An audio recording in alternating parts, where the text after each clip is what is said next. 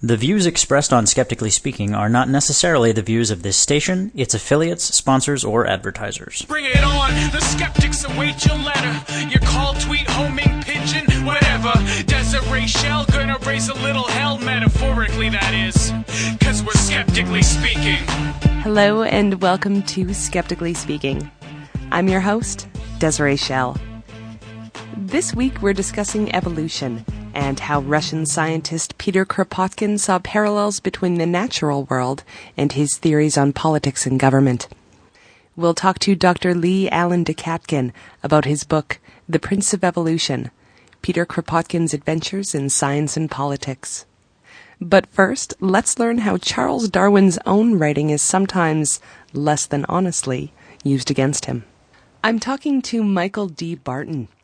Michael became interested in the life of Charles Darwin, his work, and the reception to his ideas while he was a biology student in California.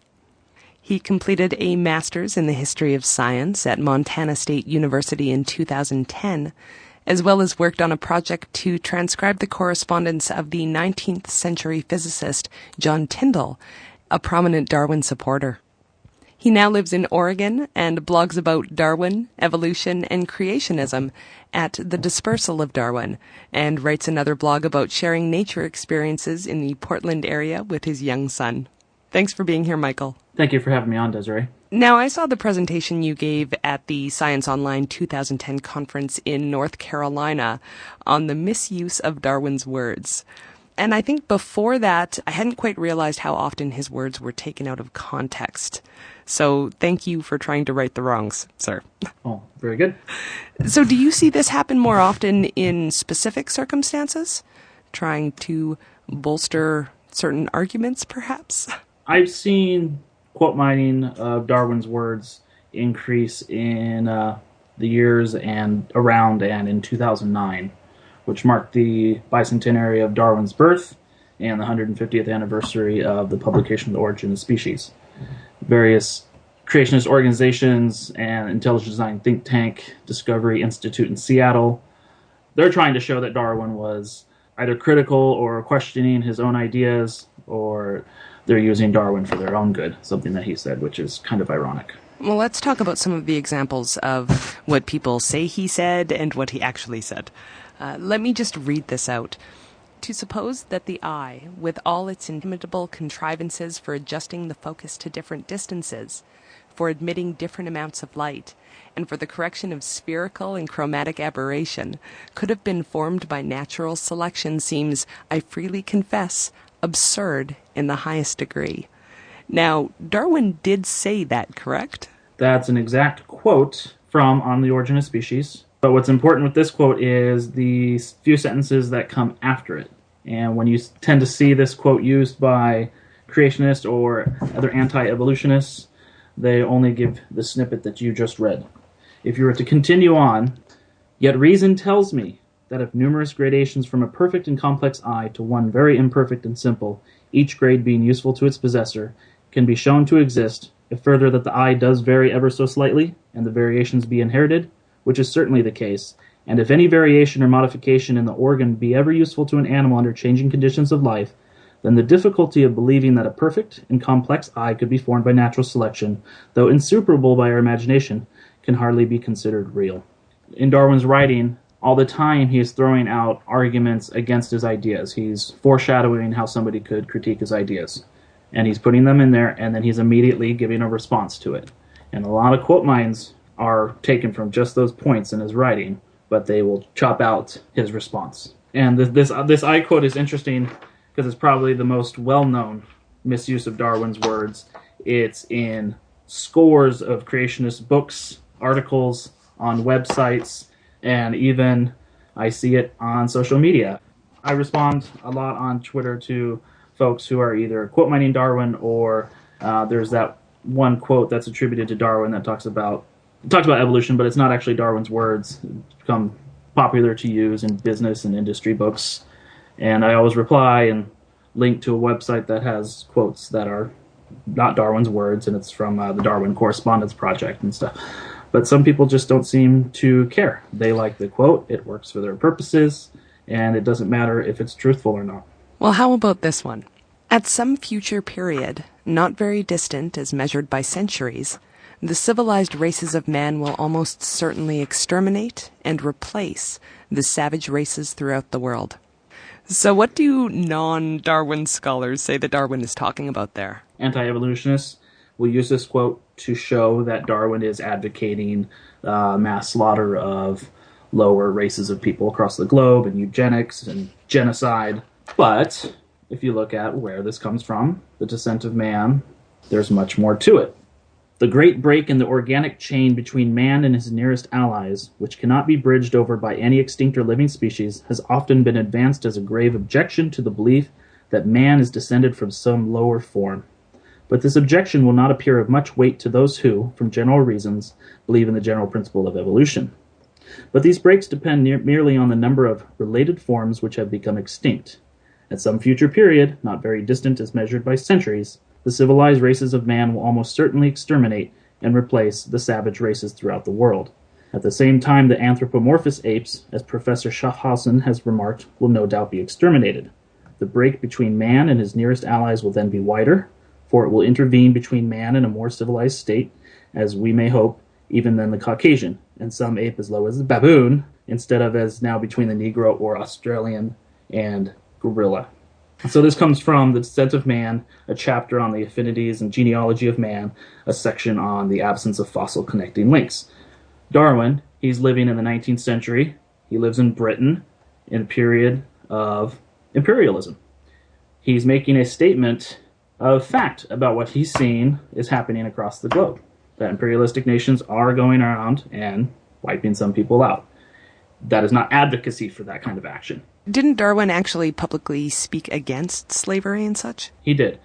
His experiences in South America during the voyage of the Beagle and witnessing slavery firsthand were very emotional for him. And there are some two Darwin historians, James Moore and Adrian Desmond, for the 2009 bicentennial published a book, Darwin's Sacred Cause. And they essentially make the case that in developing a theory of evolution based on common descent of ancestry for humankind, that Darwin was influenced by his and his family's hatred for slavery. Okay, one more. And this is actually my favorite. A fair result can be obtained only by fully stating and balancing the facts and arguments on both sides of each question. So that seems like sound advice, but it's often used by people who want to teach the controversy, as it were. So what's the problem with this one? Well, this also comes from The Origin of Species, and this quote was started being passed around, I saw online, in 2009 during the Darwin year. So they're using that because they want to say intelligent design should be on equal footing in the scientific community and people should support it. Where does it come from in On the Origin of Species? This abstract, which I now publish, must necessarily be imperfect. I cannot here give references and authorities for my several statements, and I must trust to the reader reposing some confidence in my accuracy. No doubt errors will have crept in, though I hope I have always been cautious in trusting to good authorities alone. I can here give only the general conclusions at which I have arrived, with a few facts and illustration, but which I hope in most cases will suffice. No one can feel more sensible than I do of the necessity of hereafter publishing in detail all the facts, with references, on which my conclusions have been grounded. And I hope in a future work to do this. For I am well aware that scarcely a single point is discussed in this volume on which facts cannot be adduced, often apparently leading to conclusions directly opposite to those at which I have arrived. A fair result can be obtained only by fully stating and balancing the facts and arguments on both sides of each question, semicolon. And this cannot possibly be done here.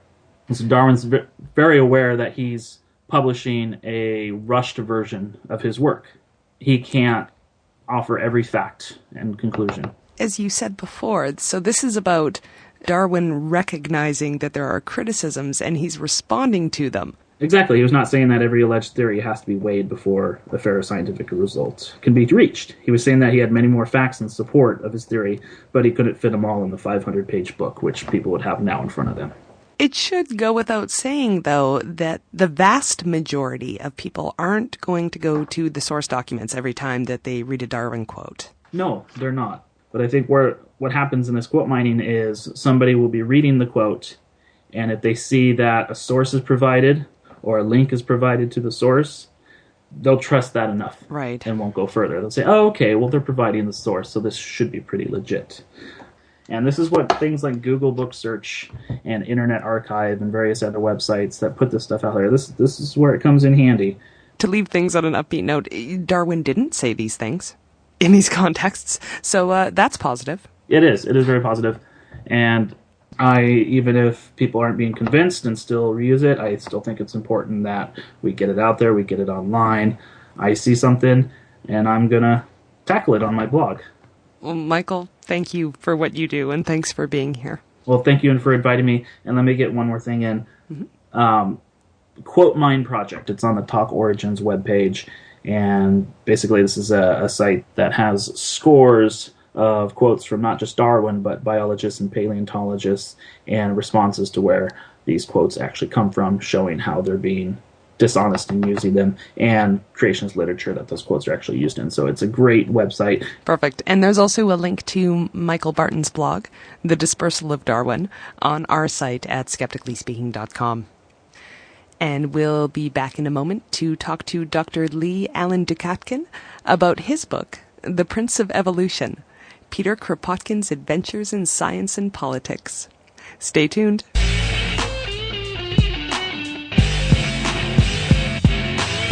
Skeptically Speaking wants you to question everything. To be a part of the discussion, call and record your question on our listener question line at Speak 73101. That's 773-257-3101. Long-distance charges may apply. Sunday nights at 6 Mountain Time, join our Ustream chat room to listen and ask questions as we record interviews live. Just click the Listen Online button at skepticallyspeaking.com. You can also email your questions and comments to live@skepticallyspeaking.com, or if you're on Twitter, tweet us at Skeptical Radio. To find out where Skeptically Speaking airs near you, to listen to past episodes, or download the weekly podcast, check out our website at skepticallyspeaking.com. While you're there, follow the links to connect with us on our Facebook page, our Twitter feed, or to subscribe to the show in iTunes. And now, back to the show.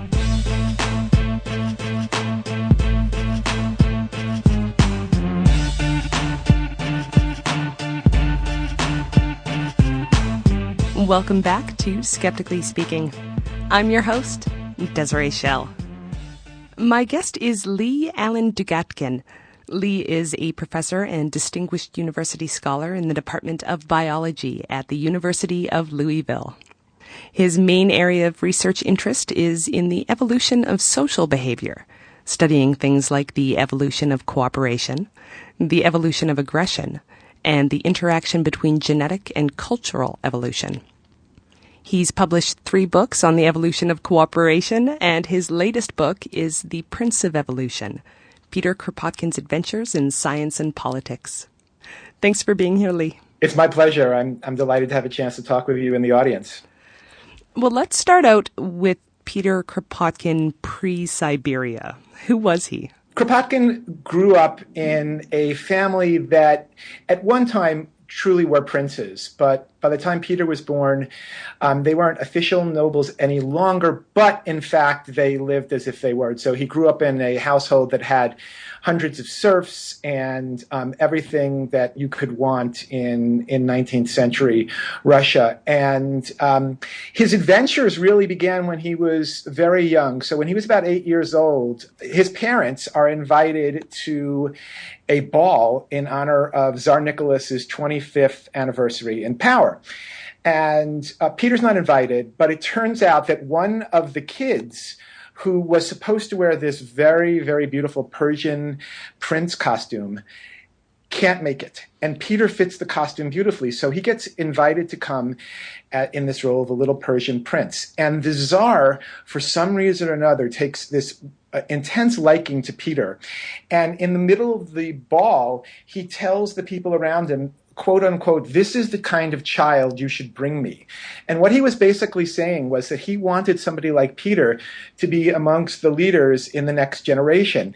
And the way that that happened was you got put into the Corps of Pages that basically was trained to be the next generation of political and military leaders. And so even at 8 years old, Peter's parents are thrilled about this. They know that eventually this is what it means that he will be in that corps. And he gets trained by private tutors, speaks all these different languages, learns science, learns lots of history. And when he's 15, he gets invited officially to be in this corps. And he absolutely despises it. He's an intellectual even at that age, and all he wants to do really is read and learn about science and history and politics and poetry. And he's there because his parents, particularly his father, who was a very strict military disciplinarian, wanted him there.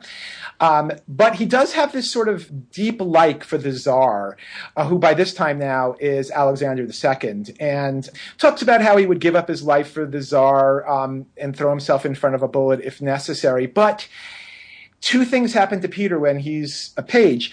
He delves much more deeply into this fairly new ideas floating around on anarchy. And he's dabbled in this a little bit. One of his tutors when he was younger taught him a little bit about it, but now he begins to really read intensely about it. And the second thing is he begins to talk with his older brother, Sasha, who he idolized. And Sasha had introduced him to Darwin's ideas through the Origin of Species, and he and Sasha begin exchanging letters about evolutionary change. And so as he's reading about anarchy and as he's reading Darwin, he's becoming less and less enamored with Tsarist rule. And what really pushes him over the top in terms of turning his back on that kind of system is that Alexander freed the serfs, but in the end, Peter realized that they were probably worse off than they had been before, and that all of the promises of freedom and potential prosperity that the serfs had been given were all lies in his eyes. And so, at the end of his time in the Corps, he is already the sergeant, which means that he has the highest position. He's the top student, and the Tsar asks him what position he would like next. He could choose from anything he wanted in terms of a next stepping stone to power. And to his father's chagrin and to everybody's surprise, what he says is he wants to go off to Siberia. And the main reason he wanted to do this was he wanted to follow in the footsteps of some of his heroes like Darwin and Alexander Humboldt. And he thought that he could study natural history and he could also learn about burgeoning political movements if he could just sort of get far, far away from where the Tsar was. And he chose Siberia because it had been recently annexed, and he knew that he could do both natural history and study burgeoning political ideas by going there, and he wouldn't be bothered very much. His appointment basically from the government was he was supposed to inspect prisons, which he did and eventually wrote a whole book on, but that's sort of how he got to Siberia. You're listening to Skeptically Speaking. I'm talking to Dr. Lee Alan Dugatkin, professor and distinguished university scholar in the Department of Biology at the University of Louisville and the author of The Prince of Evolution, Peter Kropotkin's Adventures in Science and Politics. So you described his trip to Siberia as a colder version of the HMS Beagle voyages. Tell us about that. So he goes there when he's quite young, just a teenager, and he ends up spending 5 years in Siberia. And over the course of those 5 years, he literally crisscrosses Siberia for 50,000 miles back and forth and around and up and down. And most of it's on dog sled. Much of it is surviving on sort of the bare necessities, biscuits and when possible, teas and whatever he could carry around with him, going from peasant village to peasant village, from prison lockup to prison lockup, studying natural history along the way, describing himself on dog sleds in minus 40-degree weather. It was an incredible adventure and extraordinarily dangerous. I mean, there would be stories that he would tell of having to cross an icy river in the middle of the winter, and he needed some help from the local people. And everybody knew who was sent from the Tsarist government. And so he was somebody who they recognized as a person of power, even though he didn't really think of himself that way. And so sometimes he would try to do things like cross a freezing river, and the peasants would tell him that, we're afraid to help you because if something happens to you when you cross that river, it could cause tremendous difficulties for our entire town if something happens to a person of power like you. And so he has these stories where basically he signs documents that say that if I drown when I'm crossing this river, it's not the peasants' fault. And he signs it Peter Kropotkin so that they can help him. Endless stories like this. Sometimes he has to go undercover using aliases. And all along, what he's doing is he's reading more and more about the philosophical positions of anarchists. And he is doing basic natural history work, both on studying animals and also on studying sort of the natural history of Siberian villages. And he's really very, very surprised at what he sees. Now, he was comparing cooperation in humans to cooperation in nature by this point, then? The interesting thing is when he goes to Siberia, he is going there after reading and discussing The Origin of Species. And so what he expects to see is a sort of dog-eat-dog world where competition is the driving force behind everything. He goes there and he writes how he expects to see this. And no matter where he looks, he just doesn't find it in front of him. When he talks about what he sees in animals, he talks about animals forming groups to protect the young and the weak. He talks about animals huddling together for warmth. He talks about various species in which sentinels, individuals who sort of go on guard duty and watch out for predators, are present all the time. And so everywhere he looks, he sees what he calls mutual aid, but today we would call cooperation and altruism. And then he sees the same thing in the villages that he visits of Siberian peasants, essentially, except there he begins to notice an interesting correlate, which is that the farther they are away from the hands of government, the more cooperative they are, the more mutual aid they show.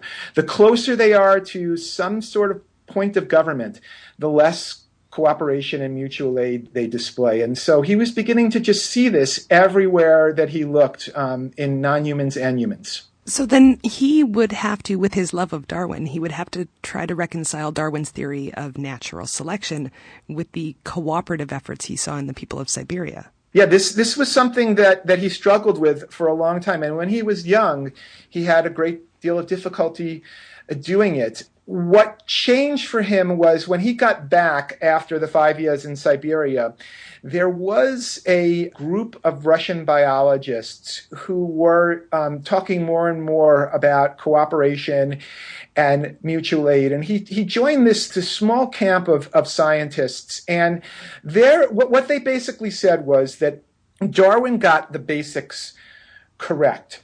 It's just that his ideas were corrupted by particularly other Brits and essentially perverted into the notion that natural selection has to lead to intense competition and aggression. And they said that Darwin was perfectly correct, that natural selection was the force that shaped the life that we see around us, but that there was no reason that force would necessarily lead to competition and cooperation. It could just as well lead to mutual aid if mutual aid benefited all of the individuals in the community. And Peter and his cohorts believed that it absolutely did. And they thought that people like Thomas Malthus and other political philosophers who the Brits were quite fond of were just wrong that cooperation was a rarity and that competition was what drove dynamics in all sorts of things. And without getting into too much micro detail,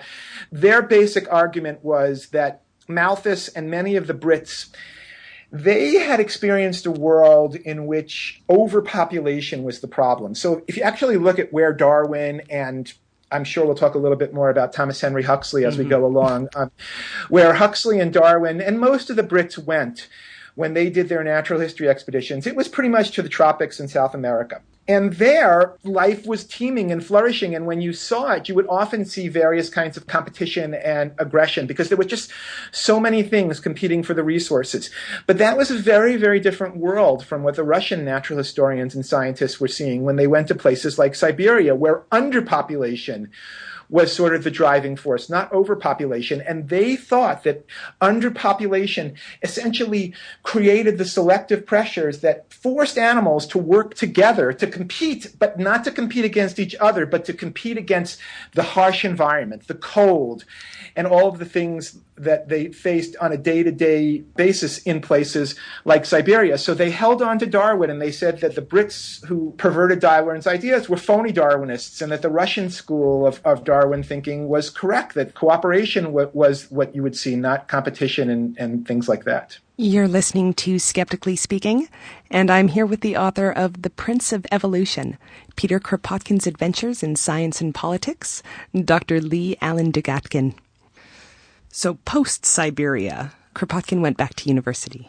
Again, despite what his father wanted, but he was old enough and had sort of risen, relatively speaking, in the power structure enough that he didn't really have to worry about what his father would say. So he goes back and he studies all sorts of things, including mathematics, and begins to get deeply involved with the anarchist movement that, is beginning to team, particularly at places like the university. He takes a leave of absence and he goes to Switzerland, where the anarchist movement was really quite strong, and spends quite a bit of time with the Jura Foundation, which was the heart of much of the anarchist movement in Switzerland.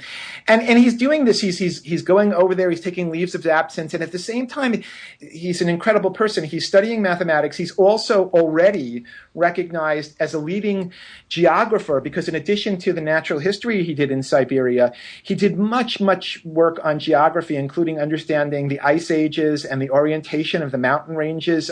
While he was in college, he was elected the treasurer of the Russian Geological Society. He was translating Herbert Spencer's works from Russian into English, and he was thinking about the mutual aid that he saw in Siberia for his 5 years there. All of this as he's a student. But then things begin to get very, very nasty for Peter, because he is so deeply involved in the anarchist movement that he becomes fairly well known for his position there, and the Tsar and the Tsarist government clearly are quite worried about the anarchist movement, and eventually start hunting down anarchists, particularly these anarchists that were in a group called the Tchaikovsky group, that not Tchaikovsky the musician, but Tchaikovsky the anarchist, that Peter had joined. And these people had a small little press that Peter wrote for all the time, and they would go out and they would work with people in a sort of one-to-one and small group basis, teaching them the ideas of anarchy, the political philosophy. And people were beginning to watch Peter and from the government, and they didn't like what they saw, and so they took some action.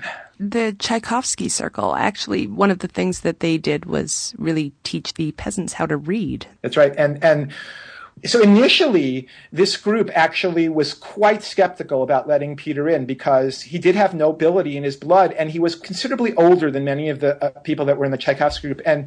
But eventually they let him in, because they began to see that his deep passion for things like teaching peasants to read and teaching them the basic idea of freedom, things that they just had never experienced before, simple medicine, things that could save people's lives, that were really basic, that they had never been taught before. And the people in that circle began to realize that Peter really had a deep passion for this. And he loved the fact that they were teaching people to read, and he loved the fact that they had a small press, because he just was someone who had to write. It was just part of who he was. He wrote constantly. I mean, over the course of his life, he wrote an astounding number of books and letters and journals and pamphlets. And so he was particularly fond of that aspect of the Tchaikovsky Circle. And of course, for his involvement in the circle, he was incarcerated.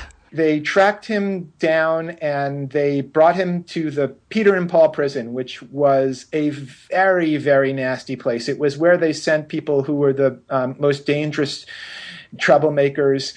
He was put into solitary confinement, and they tried to break him. He had no interaction with people.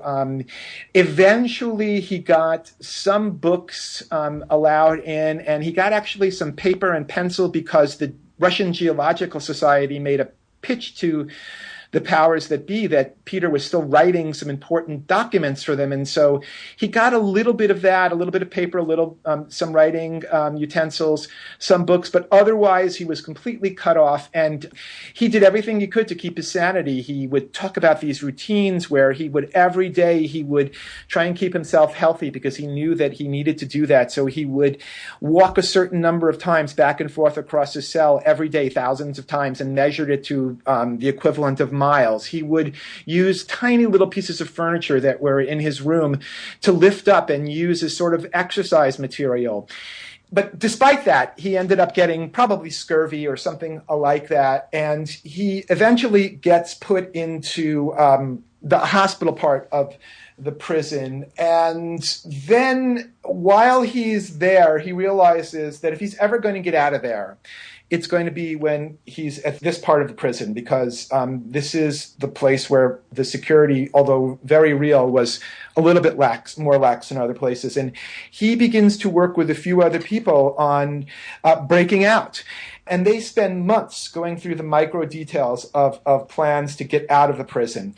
They change their ideas many, many times. So Peter, eventually, when he's in the hospital, he's allowed to go out about an hour a day to take a walk because the doctor said he would basically die if he didn't get the fresh air. And they let him out, and he was scoping out the prison and ways to get out.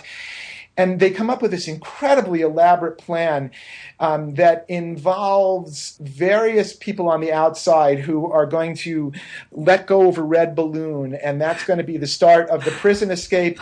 And the day that this is supposed to go down, there are no red balloons out. Every day in Moscow, there are people that sell red balloons. It's just part of the culture. And that day, there were no red balloons available, so the plan failed.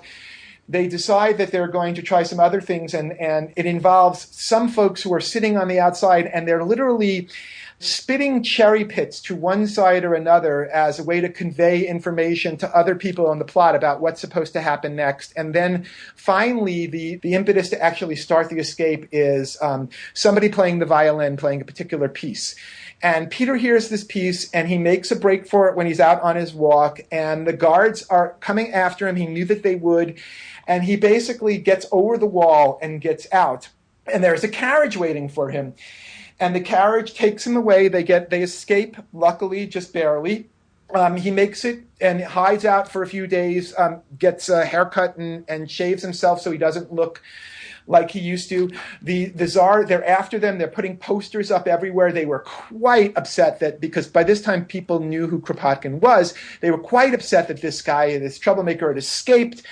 Rumors started flying around that the driver of the carriage that took him away was actually the Tsar's brother, the Grand Duke, who was having this big rivalry with the Tsar. And it's probably not true that he drove the carriage that took Peter away.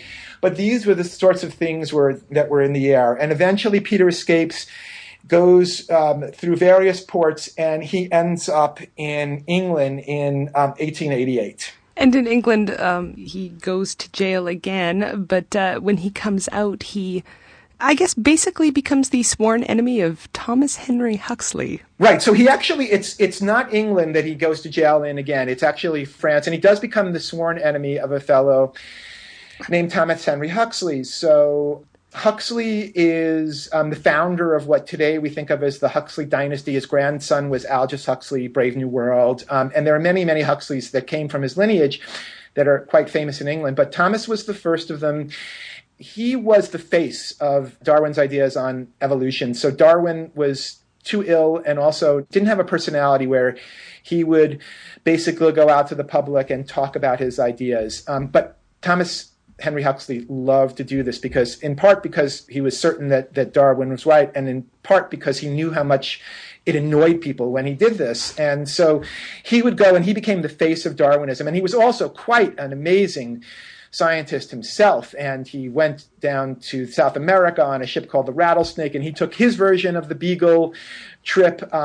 He comes back, and he also, in addition to being the face of Darwinism, he was Steve Gould, before he died, used to, I think he said that one of the nicest compliments he ever got was that people called him the Thomas Henry Huxley of modern times. I mean, so Huxley was one of the first people who was really trying to reach the public in England with ideas on science. And one of his ideas was about evolution and cooperation. And you could not imagine a more diametrically opposed view of the world when it comes to cooperation than Huxley had when compared to Kropotkin.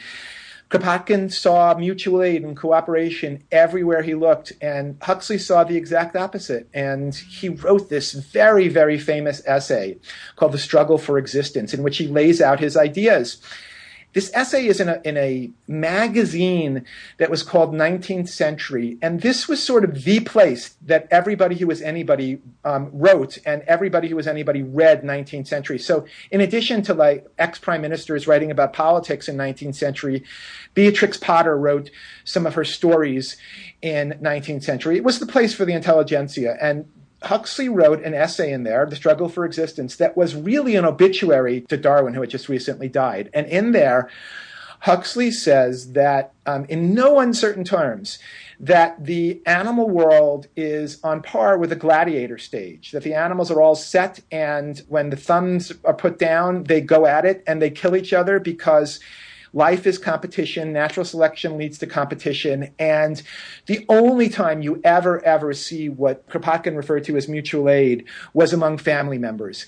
Kropotkin saw it everywhere, and it had nothing to do with family membership. Everyone was displaying mutual aid for Kropotkin. For Huxley, it was the opposite. It was virtually nowhere, and the only time it ever existed was among family members. And when he wrote this, Peter had just landed in England, and he saw Huxley's article, and he was just livid.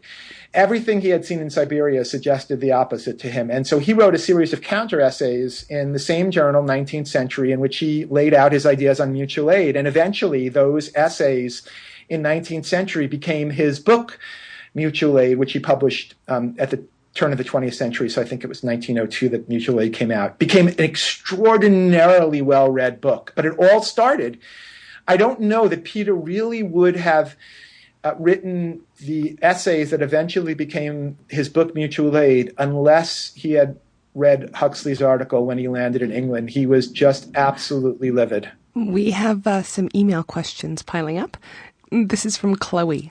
Does Kropotkin's mutual aid hypothesis apply to all of evolution, or is it confined to creatures like apes that have some cognitive awareness of the needs of others? For Kropotkin, it was absolutely not confined to other primates with what we might think of as sort of higher cognitive abilities. He saw it in everything you could imagine, from squirrels and ruminants that were running around the Siberian fields to fishes and birds and crabs and whatever you could imagine. Peter, when he saw them displaying some sort of mutual aid, either huddling together for warmth or helping get some food that they would then share, or protecting one another from a predator. And he even wrote this beautiful essay. One time when he was in England, he went to one of the aquarium, and he was just mesmerized by this giant tank that was in front of him. And he tells this beautiful story about some of the hermit crabs that were in there, and one of them had sort of fallen over on its back and it couldn't flip itself over. And he goes on in this beautiful detail about how frustrated all the other crabs were that they couldn't help, and they kept trying and trying and trying, and finally they were able to flip him over. I had the chance to go to one of these, an archive that had much of Peter's writings in it, and in there you can find supplements that he wanted to add to his book Mutual Aid. And one of those supplements, he talks about cooperation among ants. If you look at the physiology and the anatomy of the ants, Peter thought that there were basically two things that were part of the physiology of the ant. There was sort of the stuff that was in an ant that was there for that individual, and the stuff that was in an ant that was there for all the other ants. These parts of its digestive system that were essentially there to regurgitate food to other ants. And he would quote entomologists of the day to say that that part of the body was essentially part of the collective rather than, in a sense, part of that individual. So he saw it everywhere.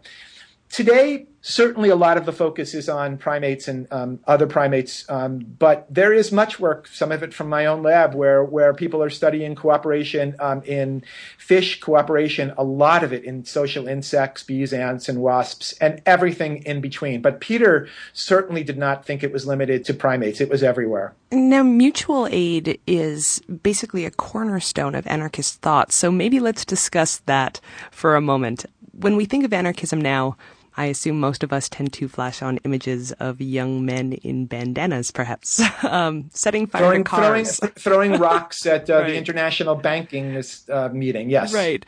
But Right. that's not what Kropotkin was talking about. So maybe if you could just briefly sum up, what was anarchism to Kropotkin? Anarchism was the lack of government, and for Peter, what that meant was that if you let small groups of individuals, and I'm using the word individuals rather than people because he thought it applied to non-humans as well, if you let them interact with each other outside the hand of government, that they naturally cooperate with each other and provide mutual aid to one another in terms of food, in terms of protection, in terms of whatever they need, that government was essentially the problem, not the solution, that when government came into being for all sorts of reasons, they suppressed mutual aid, and it was only when people would live in small to moderate groups and that animals would live in small to moderate groups that you would get the expression of mutual aid that he believed was sort of the natural state of all things, and that it was only suppressed when they were under the hand of some sort of government. I mean, you can't really demarcate Kropotkin's ideas on mutual aid and anarchy from his ideas on mutual aid and biological evolution. But I think you can make the strong argument that maybe what pushed him over the top in terms of making him a hardcore political anarchist was what he saw among animals in Siberia. And it basically was this, that there really wasn't anything remotely like a government or an elite strata that ruled in animal groups.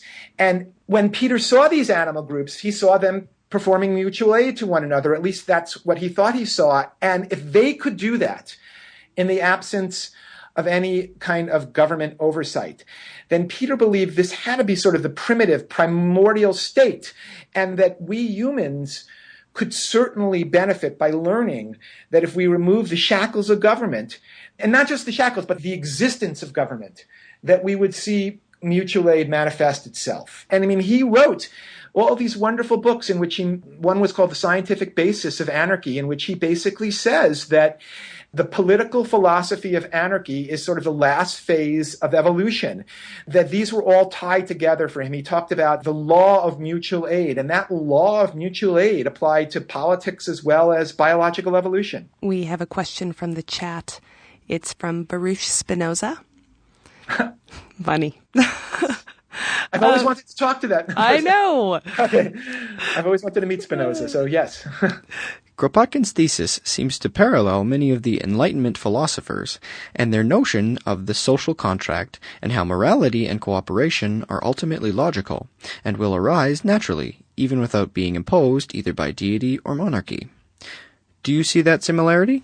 Oh, yes, and certainly Peter would have been aware, he would have read many of the great Enlightenment thinkers, and so the connection is definitely real there, at least for some of the Enlightenment thinkers, like the emailer says, people who talked about the social contract. I think Peter and those folks were right in line with each other. I think the big difference was that Peter was much more steeped in the biological end of it than others. It's not as if some of the Enlightenment thinkers weren't good biologists as well, but for Peter, what drove this, it wasn't so much the sort of pure logic behind it as it was for many thinkers in the Enlightenment who realized that this is the natural consequence of logical processes. But for Peter, it was at the heart of all living things, that this is what they did, and that biology showed this.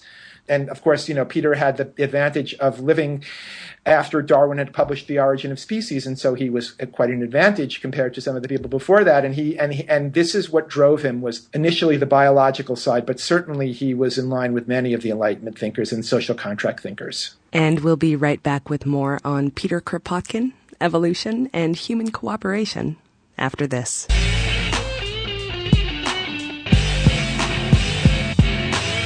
On the next episode of Skeptically Speaking, we look back into prehistory for a glimpse of what life was like before humanity spread across the globe. We're joined by anthropologist and author Brian Fagan to discuss his book Cro-Magnon, How the Ice Age Gave Birth to the First Modern Humans. And Junior Skeptic editor Daniel Loxton returns to discuss his new children's book Ankylosaur Attack, about a day in the life of this armored dinosaur. That's next week on Skeptically Speaking on your local radio station or online at skepticallyspeaking.com.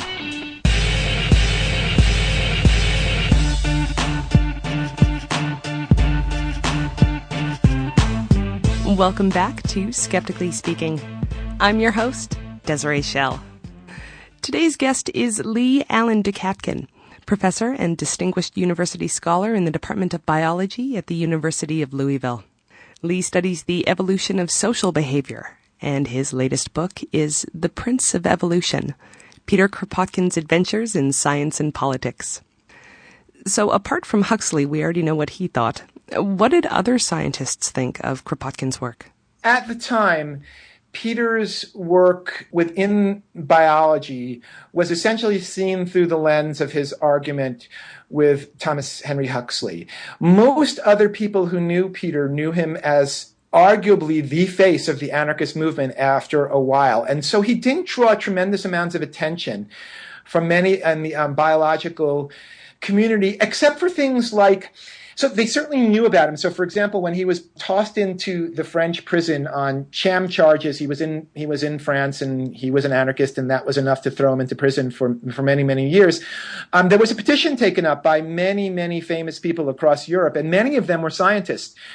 But, I mean, for them, they certainly knew of Peter's ideas on mutual aid. They knew about his work in geography, but it was more that he was just seen as this brilliant intellectual who spanned across many, many disciplines that made him most well known within the biological community. Later on, he took some other positions in biology that dealt with other aspects of evolution, particularly some ideas that a fellow named Lamarck, who predated Darwin, had.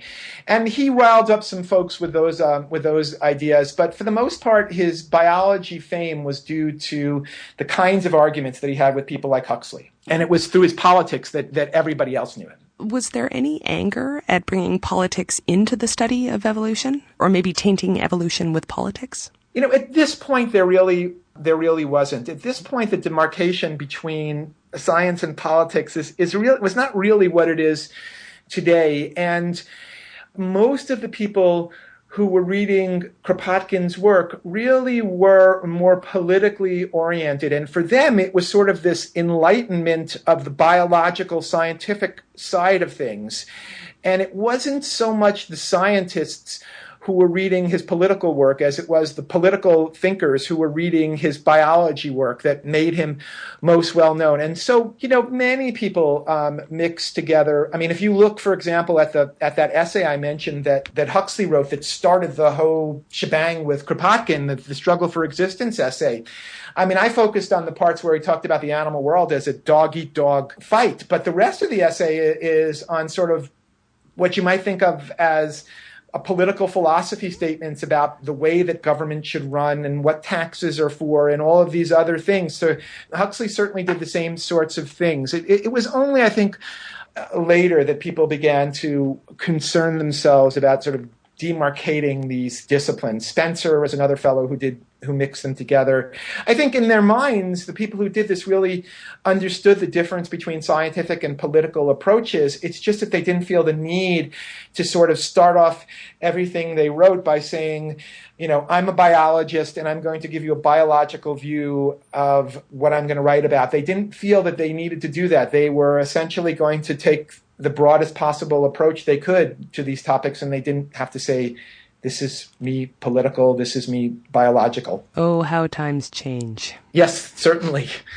Absolutely. I mean, you couldn't, and I think you probably wouldn't want to do that today. And there's good reason why you really do have to be careful about that sort of thing, but you have to be more careful about it today than you did in Peter's day. Well, now, and I suppose to a certain degree then, there is the danger of bringing your bias into the science, isn't there? I mean, absolutely. There's no question.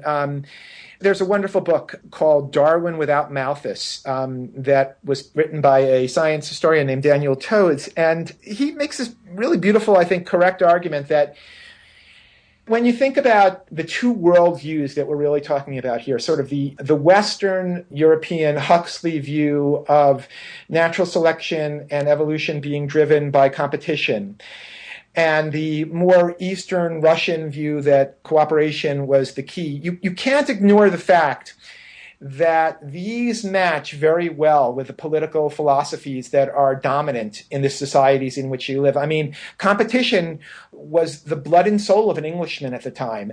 And even in Kropotkin's day, although much of the work we're talking about was before even the earliest parts of the Russian Revolution, the competition capitalist philosophy of things was certainly primarily absent in Russia. And so the politics and the economics were completely entwined with the Eastern and Western views of science as well. And anytime you do that, you have to be careful. I mean, there's no doubt that Peter was moved in his political thinking by the way that he was certain biology worked. And there's no question that later in life, when he delved into other parts of biology, that his political philosophy of anarchy played a role in that. I mean, for him, those two things couldn't be separated. This law of mutual aid applied to everything. And that was sort of the whole point. It was that you have one basic idea of mutual aid that explains everything from what we see in animals to what we see in our own species in terms of how we lead ourselves and how we govern or don't govern ourselves. So do you think that he was trying to justify his opinions with science, though? Or have we seen more scientific evidence since then of what he was getting at? One always has to realize that that's a possibility, that subjectivity is going to creep into whatever we do. I will say in Kropotkin's case that at least what we can say for certain is this, that when he went and began to study natural history, he expected to be the person who was going to essentially see the competition that everybody had described in England. And he was going to be the Russian scientist that was going to document this in Siberia. So when he began, if he was biased, it was biased the other way. For Peter, it was only what he observed in Siberia that made him convinced that while the idea of natural selection as a force was important, the way that it manifests itself was being incorrectly portrayed. And he began to think that it was, one of his duties to show that. And so I think that while later on he certainly used biology to inform anarchist thinking, I don't think he would have thought of it as using science to justify politics as much as using science to explain politics, to tell people why certain political systems are more natural and more likely to promote goodness. In terms of the second part of the question, which is, well, what do we know today about things compared to what Peter said? I hate to say things like this because it always sounds wishy-washy, but I mean, there are strong elements of both what Huxley and Kropotkin talked about. I mean, there's just no question that natural selection often manifests itself in competition and aggression. What's happened in the last 40 to 50 years, though, is people have really come back to recognizing what Peter recognized in the 1880s, which is that although that's true, that competition and aggression are real, that cooperation and altruism and mutual aid are just as real. I wouldn't want to put a number on, the relative strength of these things, but they're both major forces. They both are the product of natural selection. And sometimes mutual aid and cooperation is simply a better solution in terms of natural selection acting as a force favoring one thing or another rather than competition. And when that happens, we see mutual aid and cooperation. And when aggression and competition provide more benefits, then we see that. So I think we see lots of both, although for a long time, I would say pretty much from about the turn of the 20th century, from about the early 1900s up to about 1950, people essentially ignored cooperation and mutual aid and altruism. And it was only in the 50s, more the 60s, that this began to surface again. And now we just know that it is, You see it in social insects in particular. There are literally thousands of studies on cooperation in social insects. There are hundreds of studies in cooperation in birds, probably thousands, and many hundreds of studies in all sorts of other organisms. I think that the advances that we've made are that we understand the different paths that lead to cooperation much better than Peter did. He pretty much thought that groups that had more cooperators would do better than groups that had fewer cooperators. Today, that's a fairly contentious explanation for evolutionary biologists. We tend to think that there are other forces that lead to the mutual aid that Peter saw, but are more likely what brought species to mutual aid. And by that, I mean things like kinship. So Huxley was probably right that kinship was important, even though he didn't think altruism was real.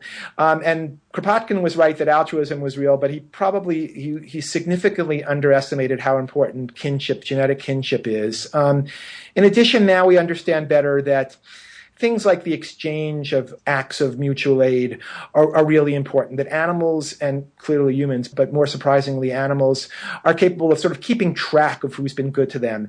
And they're much more likely to help someone who's helped them in the past. And, when you think about it from an evolutionary perspective, that makes some sense that you would dispense your aid to individuals who have shown you that they'll give you help when you need it. So we're getting better at understanding sort of the theory. But Kropotkin was the one who laid out the big idea. I mean, he really was the first person to put the study of cooperation and mutual aid and altruism on the map. Darwin talked about it, but Kropotkin put it on the map. And we owe him a great debt because there are many, many labs all over the world that specialize in this today. Not just in biology, in anthropology, and economics, and political science. And all of them all owe a debt to Peter. And we have time for one last question. It's from the chat. Great. From Sonic Squirrel. I would be curious to hear about Mr. Dugatkin's first introductions to the works of Kropotkin. Is there a particular work that stuck out to him and drew his interest? That's a good question. I have been reading Kropotkin's work since, I began my own dissertation, which was on the evolution of cooperation, in 1988. And I found something really interesting, which was that many of the papers I read in sort of the hardcore evolutionary literature had a passing reference to Kropotkin in the first paragraph. They all sort of tipped their hat and said, oh, Kropotkin talked about this a long time ago, and then they never mentioned it again. I kept coming across this, and I kept thinking, what is this Kropotkin work that everybody's talking about? And it was his book, Mutual Aid. And Mutual Aid is just a beautiful piece of work. It's the essays that he published in 19th century that were all put together, in which he has chapters on mutual aid in animals, and then he talks about mutual aid in human societies from the Middle Ages up to, for him, the present time, so the turn of the 20th century. And the book not only details mutual aid in non-humans and humans, but it's just so beautifully written. He was a wonderful writer. He tells these incredible stories, and it's so passionate. It's as if you're reading this person who's all of a sudden their eyes have been opened and they're seeing these connections that nobody ever saw between biological evolution and politics and philosophy. And that book made me just an incredible admirer of Kropotkin, his breadth of knowledge and the way that he brought things together. And basically for the last, whatever this is now, 24 years, I have been saying that someday I intend to write a book on this incredible person. And finally, that day has come. And it was a joy. I have to say, it was just a joy to write about him. It was a wonderful book, Lee. Thank you so much. Absolutely. And we are completely out of time, so thank you very much for being here. It was my pleasure. Thank you. You can find links to Lee and his book, The Prince of Evolution, Peter Kropotkin's Adventures in Science and Politics, on our website. I have one quick news item. The amazing James Randi is coming to Edmonton. Randi has an international reputation as a magician and an escape artist, but today he's best known as the world's most tireless investigator and demystifier of paranormal and pseudoscientific claims.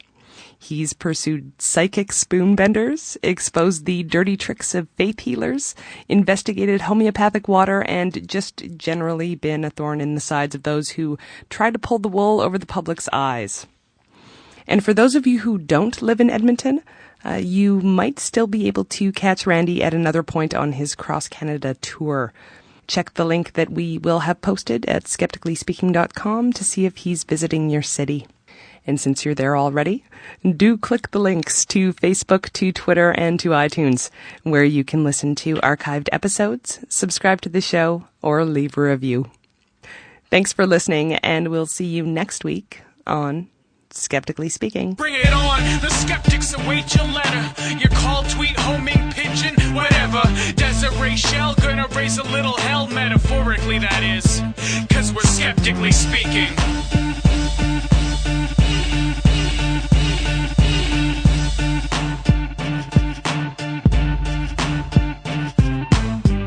Skeptically Speaking is produced with the support of CJSR 88.5 FM in Edmonton, Alberta, Canada. Our studio assistants are Brent Kelly and Rochelle Saunders.